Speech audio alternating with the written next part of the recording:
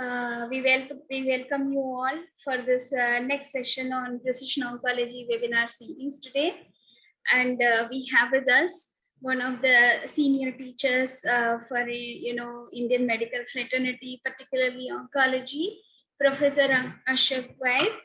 He is currently the chairman for medical oncology and hematology from the Cancer Institute at Medanta, and he has authored several publications and research papers, and to his credit, he has more than 32 years of practice experience in oncology practice. Without much ado, I would like to welcome you, sir, and we thank you once again, sir, for honoring our request and being here today to share a few words, and then to be here to be listening to you once again about today's topic on the MET kinase and what are the potential targeted therapy options that we have for MET as a kinase and its inhibitors. So over to you, sir. Thank you very much once again. Thank you, Dr. Vidya, for those kind words. And I thank Team 4Base for giving me this opportunity, for inviting me for this interaction, the webinar. And I do hope that the next 1 hour would be a very fruitful and a mutually satisfying session. And I also look forward to a lot of learning through these interactions. And once again, I thank the Team 4Base for this great opportunity. In the next about 20-25 minutes, I'll take you through the MET kinase signaling and the therapeutic implications of the MET kinase signaling, how this abnormality contributes to carcinogenesis, and how this is panning out as a therapeutic target of importance, because the expression of the abnormality spans many solid tumors. It's not only one particular type, though there is a leaning towards certain types of solid tumors. However, there is a wide number of solid tumors which express this. Let me share my screen with you.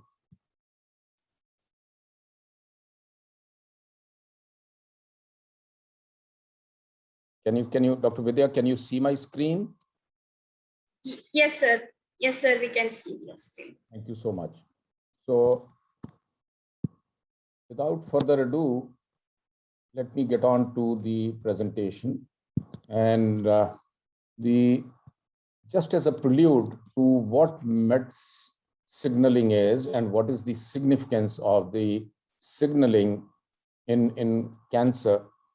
So MET is the mesenchymal epithelial transition gene situated on the 7q and coded by the c-MET tyrosine kinase, the protein, and hepatocyte growth factor. In fact, the hepatocyte growth factor is actually a sort of a cognate to the MET receptor, and is one of the ligands and one of the reasons for the activation of the receptor. And the MET receptor is expressed in epithelial cells. As I said, this is encoded by a protein which has the tyrosine kinase activity. The overexpression of MET, however, in the absence of known driver of MET dependence, is a poor predictor of benefit from MET targeted therapies. So there has to be some sort of a MET dependence, and where aberrantly active MET triggers metastasis. Normally, the MET is present in only stem cells in adults to regenerate some of the tissues, and in the progenitor cells in the embryo for the organogenesis. So this is an important receptor, both in the embryogenesis as well as in adulthood. And in the carcinogenesis, the stem cells hijack the ability of normal stem cells to express MET, and therefore lead to invasion and metastasis. Patients with MET alterations can have brain metastasis. Now, just as a primer, taking you back to our basics of genetics, the structure of a gene, we know there are exons and there is an intron in between two exons. And when new genetic material is to be synthesized or generated, all this undergoes some change through some of the enzymes, and I'll show you in the next slide. Now, and that is happening through a process called as DNA splicing. This is when a section of the genes or the DNA are removed from an organism and supplemented into another. That is what a splicing typically is defined as. The DNA is cut using a specialized chemical called as the restriction enzymes, as I said, and there are thousands of them. We'll see. This cartoon tells us how the DNA splicing happens.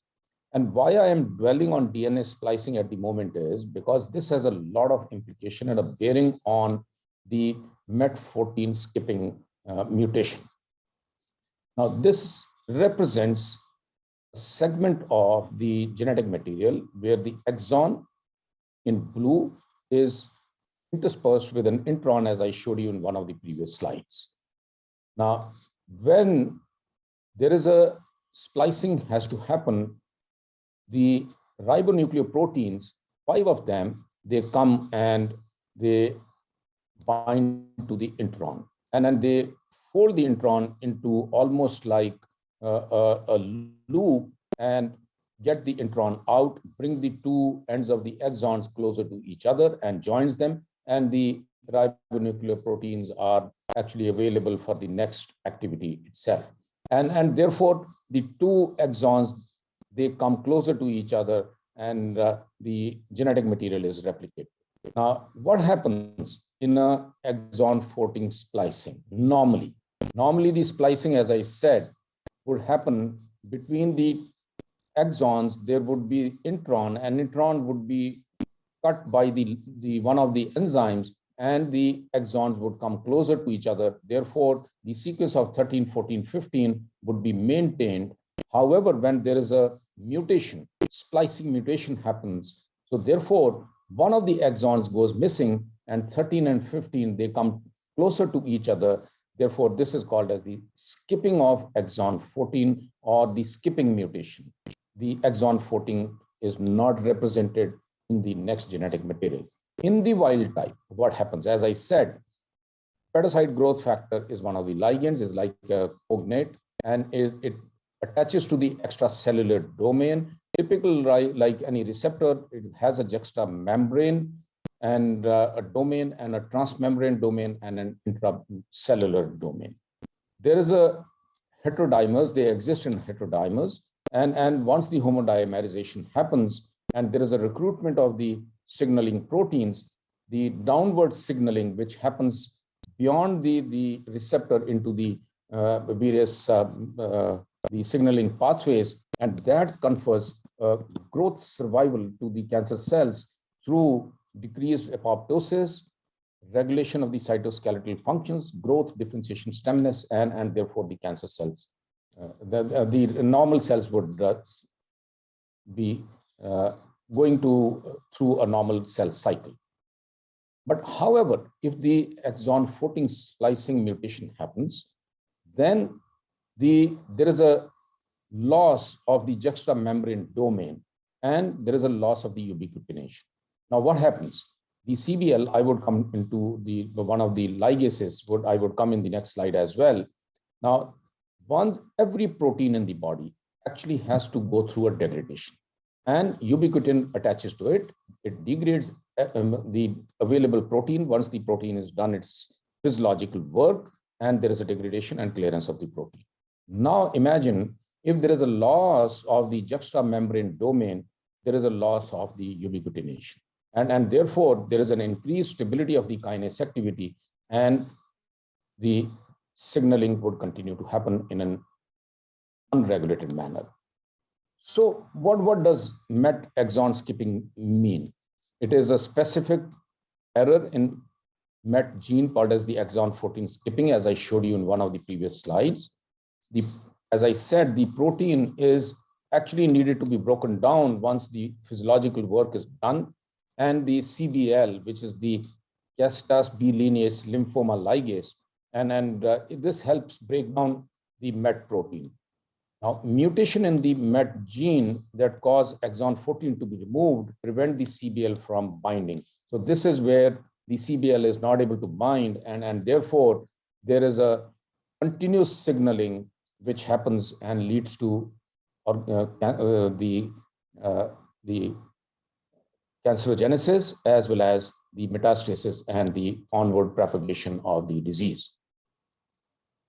How about the prevalence? This is present in about 2.7% of the cancer patients overall. And some abnormality of the MET is present in 2.7. Not all of them, these abnormalities, as we would learn in the subsequent slide, are mutations. Mutations are only about close to about 2%, and therefore rest of them are other abnormalities.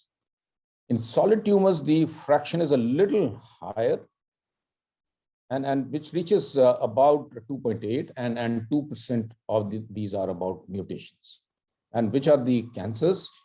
Typically, this is lung adenocarcinoma, colon adenocarcinoma, and this could be melanomas, cutaneous as well as non-cutaneous, the mucosal melanomas as well, endometrial carcinomas, and glioblastoma multiforme. Now, that is something interesting for medical science because there exists some unmet medical need for the GBMs.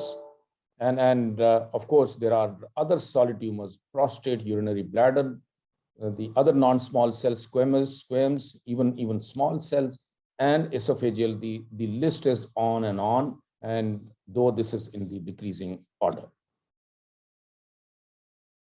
How about the alterations? The MET alterations are about mutations 1.9% in the solid tumors, and in the rest of them would be actually there would be other abnormalities, maybe amplifications, exon 14 mutations, missense, and some of the splice mutations. And the majority of these will be actually the MET mutation, which is about 1.9%. Now, what are the different types of the MET abnormalities? This could be a point mutation, could be a single nucleotide variant, amplification, exon 14 skipping mutations, and fusions.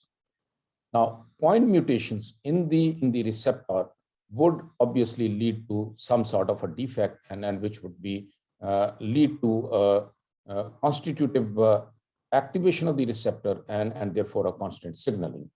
Exon 14 skipping, we have already seen. Amplification, and there would be more copy numbers, and I'll show you how the more copy numbers actually are being sort of harnessed for therapeutic use as well. The copy number, gene copy numbers, and fusions. Of course, there would be different partners in the fusions which can happen. So it's not one type of an abnormality. These are different types of abnormalities, and I showed you in the previous slide. The majority of them are MET mutations. How about fusions? The fusions do happen in a small percentage of patients. And again, the lead is by the lung cancers, conventional glioblastoma, esophageal, poorly differentiated carcinomas, and carcinomas of unknown primary, again, an unmet medical need. And then the others are a smaller fraction of these. Now, how do you test them? We know that we could test the protein product by the IHC. You could use the PCR and FISH to get the abnormality. Of course, we know the abnormality, and then we are trying to sort of elucidate through one of these processes and the NGS. Of course, the NGS gives us the ability to find out many more mutations which may be of interest as therapeutic targets, and then also as a strong research tool.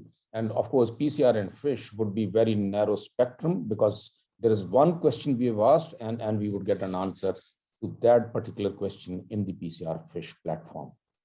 And however, if we look at the nuances of these, IHC is not recommended, FISH is not recommended.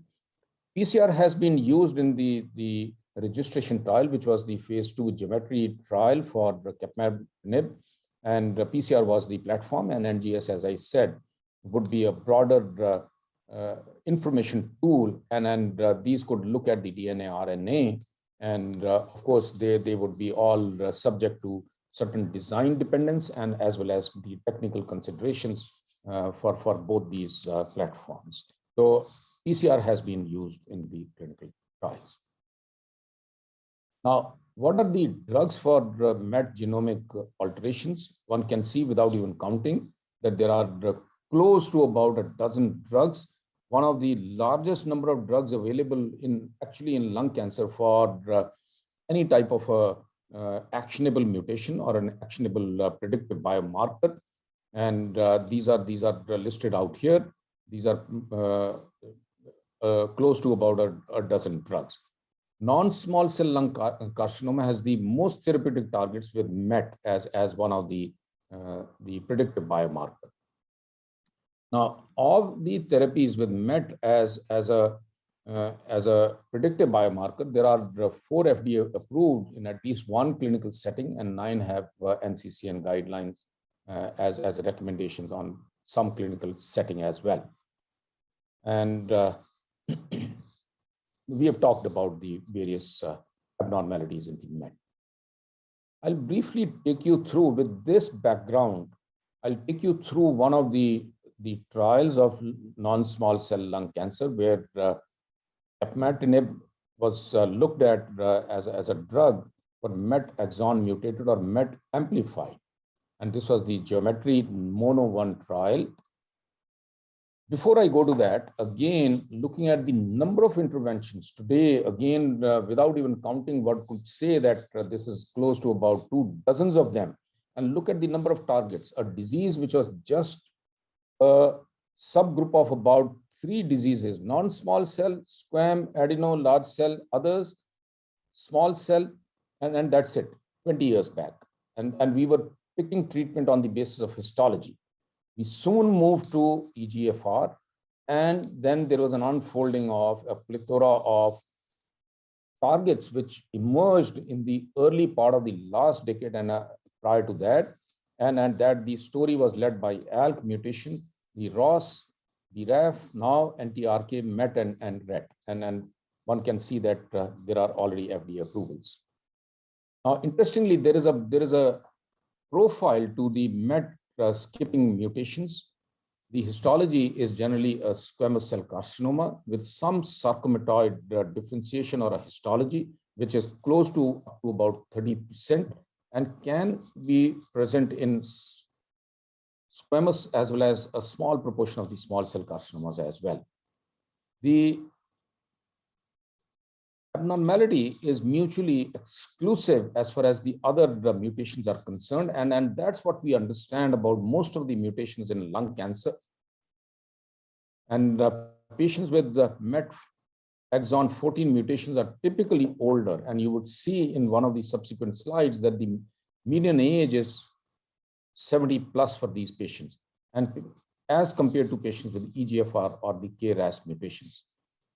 White population, Caucasians are a little more than the Asians, though both the populations are represented as a single digit, up to about 1 to 3% amongst the Asians and up to about 5% amongst the Caucasians.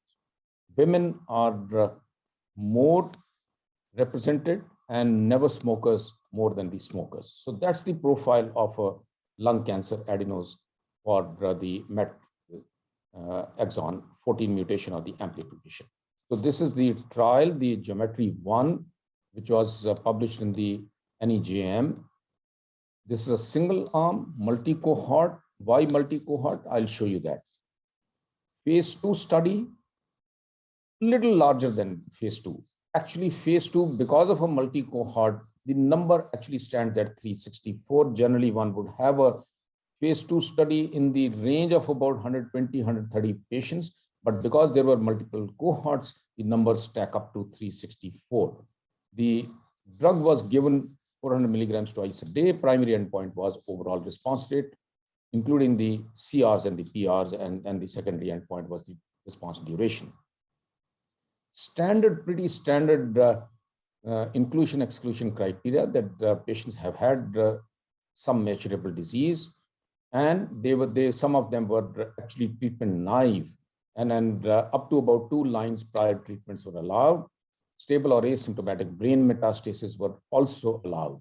And there were 4 cohorts in 1 to 2 lines, 1 line, 1 cohort, and this was the gene copy number based on the gene copy numbers, more than 10, 6 to 9, 4 to 5, less than 4, or any copy number with the exon skipping mutation. They were the different cohorts, and one would see the characteristics of these patients. The notable is, as I said, the median age 71. Some in the cohort 1 was lower, but on an average about 71.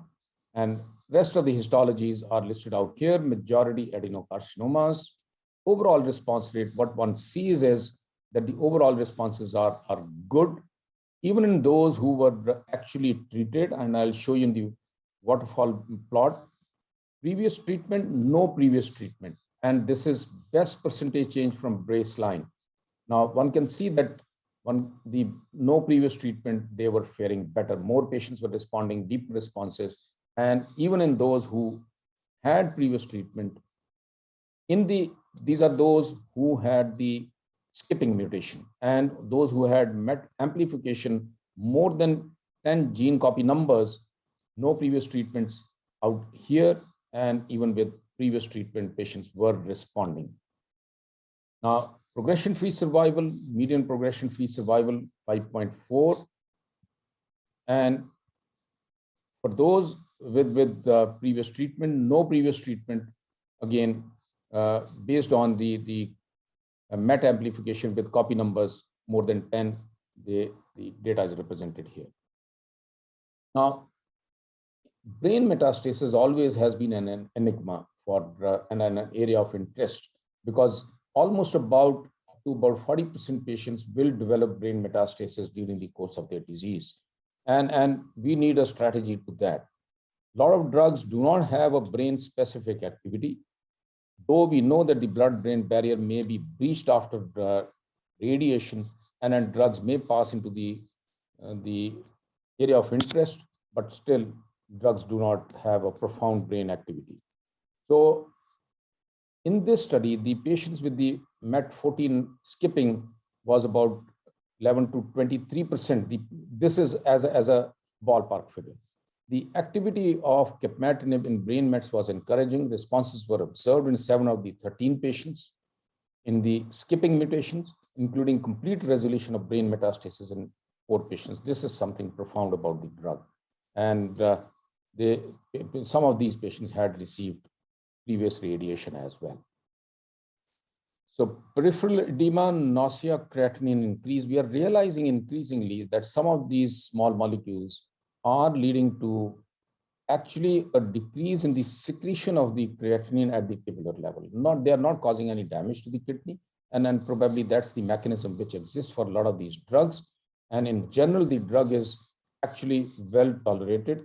And many of these trials with other molecules, crizotinib, tepotinib, savolitinib, these are those patients who have had actually no treatment are the ones who are responding much better, close to about 60 to 70%. And those who have had treatment, they are also beneficiaries. They are still responding, giving us the clue that this is a target which is actually a profound therapeutic target in itself.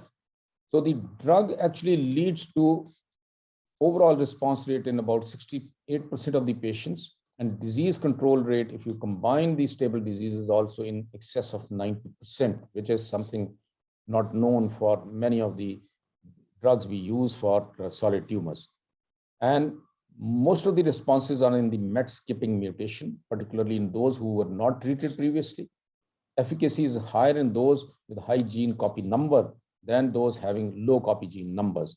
So probably about 10 is the cutoff, and low grade peripheral edema and nausea are the main toxicity, as we realized with many other similar molecules like crizotinib and others. However, everything comes at a cost. The drug is quite expensive. For anybody on this earth, and the companies are actually getting into some compassionate programs as well. So the key takeaway is that this is a clinically meaningful responses are there. We need a phase 3 trial. The drug is tolerable and cost effective, probably not as of date. So in conclusion, the MET pathway is well elucidated as a therapeutic target in solid tumors, and particularly lung cancer, where the research has actually progressed faster than other tumors. MET inhibitors have shown very high response rates and a good disease control, exceedingly good disease control in treatment-naive patients. However, long-term data is required and the cost of therapy has to come down. The drugs most of these molecules are actually come at an acceptable toxicity. We need further work on combinations and markers of resistance, because anything used in a stage 4 setting will fail one day, resistance would emerge, and we need the next understanding as quickly as possible so that the next generation of trials and the next generation of targeted drugs could be raised against the mechanisms of resistance. With that, I come to the end of this presentation, and I thank you for the patient listening, and I will be happy to take questions and get into a discussion. Back to you, Dr. Vidya. Thank you so much, sir, for this wonderful session, and it was very enlightening. So we have one question from the audience. What is the P53 mutation status in MET mutated patients? P53. Yes. So, the P53 we know is a protector of the genome, and one of the very early on understanding by medical science about the P53. However, the problem is that the most of the drugs for and the most of the trials and correlation with other genes has not been clinically fruitful, and of course, the P53 abnormality is actually deemed as a poor prognostic group, but how much is the correlation with MET? I'm not sure in the clinic, because we get these NGS reports every day, and then we are interpreting that. P53 is emerging as one of the abnormalities in these NGS reports quite often. We don't know. The short answer is probably there is not enough knowledge as of date how to go about those patients who have a MET and who have a P53, and those who have a vice versa, or one of them and not the other. Probably, at least my knowledge would be limited on that. Dr. Vidya, you could comment on that. And I'm not aware of any clinical development in the setting of a co-alteration of these abnormalities. Agreed, sir. So there is not much literature evidence on this, even from case studies, to talk about combinatorial approach when these co-mutations exist between P53 and MET as such. And in general, roughly about 40 to 50% of these cancers, most of the cancers would have a P53 underlying driver mutation as one of the first genes that would have got offset in the process of carcinogenesis. So the second question here is, in lung cancer, we usually see EGFR mutations in 40% of the patients, 30 to 40% in India. What is the frequency of MET amplification or mutations in Indian cancer patients? Your experience. So in Indian cancer patients? Indian. I think this is a new science in this country actually. Okay. And we were not testing for MET on a regular basis. Okay. Because there was no point. Let's look at the history of testing. The history of testing has evolved from the availability of the target, the actionable drugs, and we all started with EGFR. And then our take was, why test for more when there is nothing available? Then you went to ALK, as I said, went to ROS1, and that is how it expanded. So in today, if I have the resources, my patient is willing, I order an extended panel, try to understand what is there in the tumor. But at the end of it, I might tell the patient that I have a list of half a dozen mutations present in your tumor, which is the driver I don't know. And probably there may be no drug available to that. So this is a new science. And I don't think there is a large scale study done on the prevalence or the incidence of MET mutation in Indian patients. But we are finding now, since we are doing the lung panel, extended lung panels, so we are finding the MET mutations in these patients. Yes. Exact number, exact percentage, we need a collaborative effort. I think half a dozen centers need to pool in their and this we did for EGFR many years. We collected 500 samples, we ran it, and this is a published data from India. 500 samples way back, about 10 years back. Yes. So the same exercise. So this, Dr. Vidya, as we were discussing earlier, the same exercise could happen once again. Yes. If not 500, maybe about 300 samples or could be pooled from 10 centers, cutting the geographies, north, south, east, west, so that all the ethnicities are represented in those samples. And it will be a great study to publish. Yes, yes. Even the ALK and ROS was also driven in that way only, sir. When, right, absolutely. Yeah, to get the actual numbers in Indian in the Indian population per se. So the next question is expression status of MET and its alterations. Does it vary from population to population in a similar cancer? So as I showed, it's a little about 2 times in the Western population, yes, the white population as compared to the Asians, and that's all what is known about. Okay. So do you think there could be a synergy in targeting downstream of MET, RAS-RAF, and MEK inhibitors? So that's what I said in the last slide, that we need combinations. We need combinations. Now the problem with combinations and more potent, inhibitors is, now if somebody could recall, all this started with the chronic myeloid leukemia, and then we wanted a more pan TKI inhibitor. And there was research. In fact, one of the pharmaceutical companies was leading a research in aurora kinase inhibitors. The drug was very toxic. So what you are trying to do is, you are trying to inhibit too much. You're trying to sort of do a carpet bombing of all the signaling pathways. And what therapeutic additional value addition in terms of the therapeutics it is happening, nobody knows. And also inhibiting very many of them also brings in the toxicity. However, the point is quite attractive, that if there is an escape mechanism or a resistance mechanism at one point, if you have a downstream signaling inhibitor as well, so you have a greater chance of succeeding. So in theory, looks attractive, but I'm not sure how the preclinical models are working on that, and how this would get into the clinic. I'm not very certain about it. So there are one more question on grade 3 and grade 4 toxicities. Do they get resolved by doing a dose reduction or stopping of treatment? Always.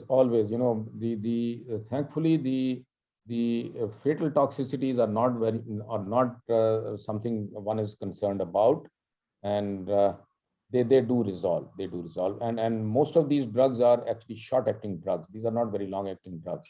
It takes a couple of weeks for that's the experience with most of these drugs. Okay. So can we have a MET targeted therapy along with the targeting the tumor angiogenesis? Very interesting, actually. So let me digress for a moment.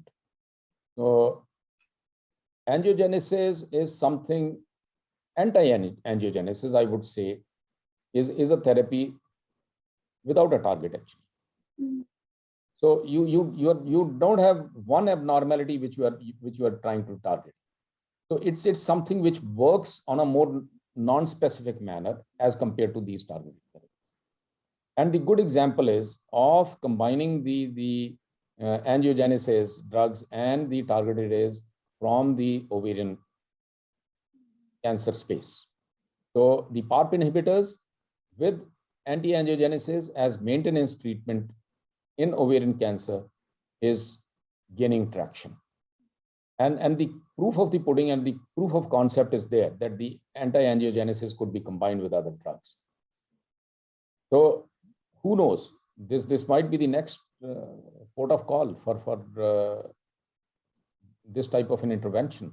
But in lung cancer, if you look at most of the interventions with anti-angiogenesis and the targeted have not been great sort of outcomes. So another question, as there are many biomarkers which have got approval in lung cancer, would you like to choose NGS upfront for all non-smokers in order to give the best biomarker-driven therapy to most of your patients? So in today's time, I think we are moving away from the fractionated testing. That's what I call it as. That you test EGFR first, then you test ALK, and you're wasting the tissue because these are small biopsies. The patients need to be sort of given a treatment, and if you're doing it serially, tissue and time both are important. Doing an NGS actually unravels the tumor much quicker. And then for most of us who are doing NGS now in-house, the TAT has become quite favorable. But if you still have a strong suspicion of one type of a cancer, then probably you could, and the tissue is enough, your pathologist gives you the confidence that I have the tissue and you could test one or two. I give you an example. We had recently a 76-year-old lady, non-smoker, stage 4 adenocarcinoma. Now, what would be the prediction? You can bet all your money on EGFR. So yes. We sent the NGS, but we did the EGFR separately also. So it came as positive.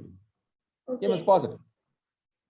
So though not the right strategy, but the world is now moving away from the serial testing to an NGS platform, because that's much more informative, would prepare you for a futuristic plan as well, and give you the right information. Yes. Yes. And another question on, so by doing pathway analysis to understand crosstalks, essentially it's again around the same question. So when there is a MET activation and there are other receptors that are also getting co-activated, can we have combination therapy to these patients who are on disease progression? Let's look at the downstream signaling. What is it that is targetable? Is mTOR. Yes. And we have the mTOR inhibitors. But mTOR inhibitors themselves are not very non-toxic drugs. mTOR inhibitors have been successful. PI3K mTOR inhibitors have been successful for combination with more like hormonal agents in breast cancer. And hormonal agents are not cytotoxics. They're not targeted drugs. They are targeted drugs, but gently targeting the tumor. Picking up the hormone receptor doesn't cause much disruption in the body system, doesn't lead to those acute side effects. Now you are bringing in a drug which is potentially toxic with another potentially toxic drug. I think it's a question of how to handle the toxicities. And will 1 + 1 always be 2 or more than 2? I'm not sure about that. The handling of the toxicities is going to be difficult. So combinations of drugs with a non-cross resistant or a different type of like the immunotherapies, IOs, With VEGF, lenvatinib has been good. With axitinib has been good, because the toxicity profiles are totally different. So VEGF mediated has been successful with certain like PARP inhibitors and the IOs. Here is a question about a drug which is not that innocent. And sir, do you see these MET amplified patients in your general experience? Are they very aggressive patients in terms of the disease progression as compared to the other adenocarcinoma patients? So yes, we do see, and we have had an experience of treating 2 patients with MET amplification, and that's about it. The experience is too small to say that they did well, sir, with targeted therapy. No. They didn't do well. They didn't do well. Actually, one of the patients was a 4th line therapy. So had exhausted many other therapies, had been treated even with crizotinib. So that was the problem. So did not respond. Both of them did not respond. The one was 3rd line therapy, one was 4th line therapy. In fact, the number of exon 14 skipping mutations that we come across even after profiling like 200 to 300 lung cancer patients is hardly 1 or 2 in Indian population. I would have seen just a couple of them so far, exon 14 skipping mutations. So doing a complete panel, does it definitely adds value when all the other markers are switched off, right? Right. Ruled out. I think we are moving. We have already moved. The only issue is, the cost factor. Obviously, in the Indian scenario, the cost factor is cost of the NGS testing as well as the drugs. Both. The drug is available as a compassionate use. So drug at the moment may not be, but once the drug gets introduced, it will continue to be. But our experience is that most of the companies which are introducing these newer drugs, they are bringing in some support programs for the patients to mitigate the cost. And then it's working well in other mutations as well. So what is your, take on liquid biopsy as a tool to detect exon 14 skipping mutations at a RNA levels? I'm not the right person to answer that. I think this question could be taken by you more than me.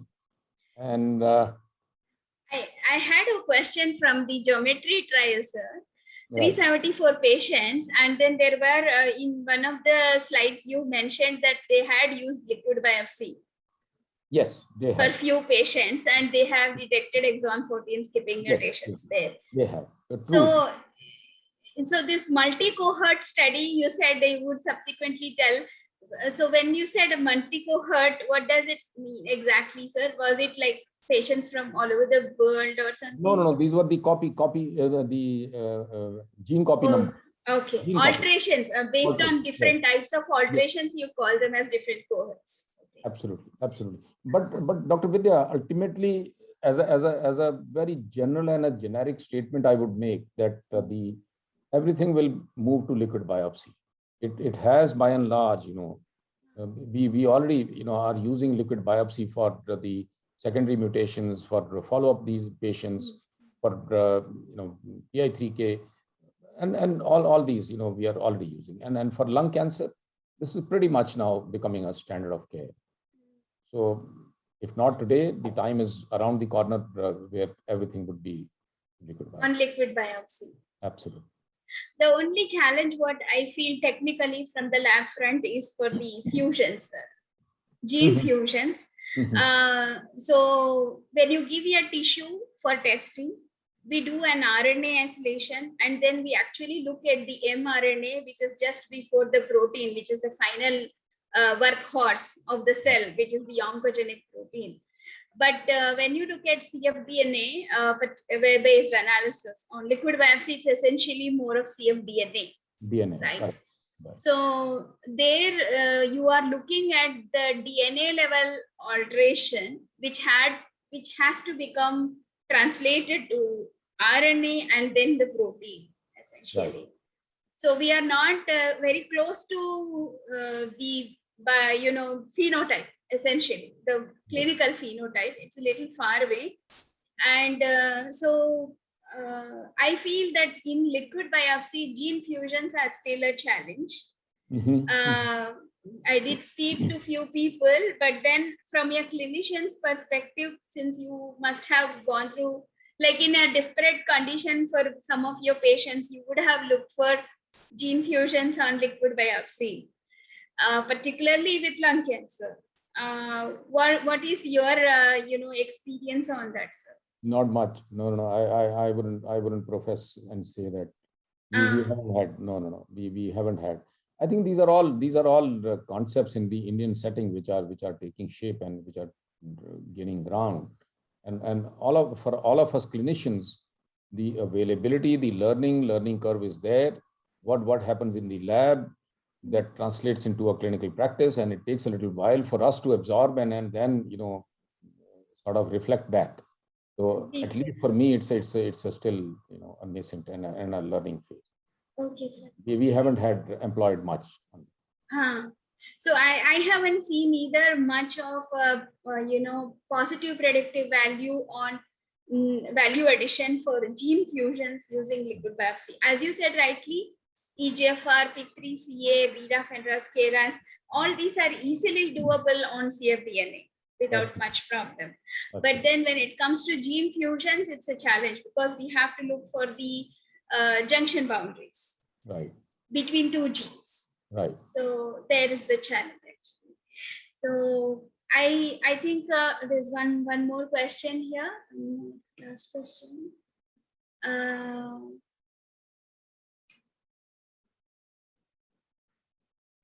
Okay. So it's again a very technical question, sir, for the lab side. Do you believe in hybrid capture or amplicon-based NGS panels?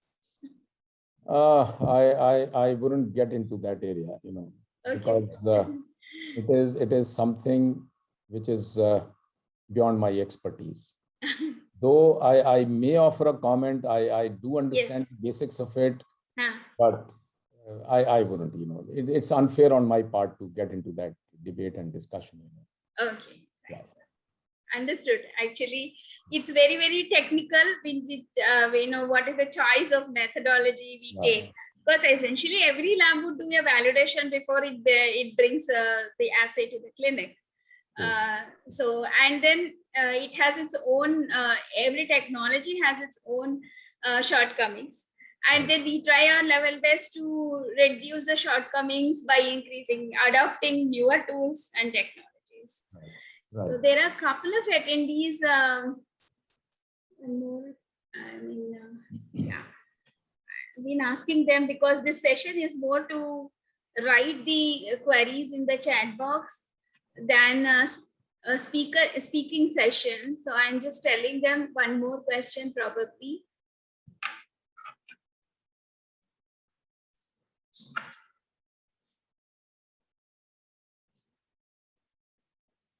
I don't see a lot of people. Yeah. Most of the questions I have asked, sir. There's only one from Lakshmipati. I'm just waiting for the person to write. Other than that, I have addressed all the questions discussing with you, sir. Thank you so much. Thank you very much, sir, for your time. And it was a wonderful session. And then there were many students for you, not just from India. It was from all over the world. We had many attendees today. There are several practicing medical oncologists also who wanted to listen to you from Sri Lanka, Bangladesh, Nepal, and several other countries across the world, sir. So it's a very, very, very nice thing that, we had this discussion today about MET exon 14 skipping and other alterations in that. And thank you once again, sir, for obliging to be a speaker for this Precision Oncology webinar series. Thank you so much, Dr. Vidya, and thanks everyone in your team for giving me this opportunity to be a part of the proceedings this evening. A lot of learning for me as well. And I look forward to more such programs. You're welcome, sir. That's what I said in the beginning also, that I also look forward to taking away some lessons from this interaction. Thank you so much. Great. Thank you all the attendees for being here this evening, and we wish you all a good evening and have a nice weekend, sir. To you too. Stay safe. Take care. Thank you, sir.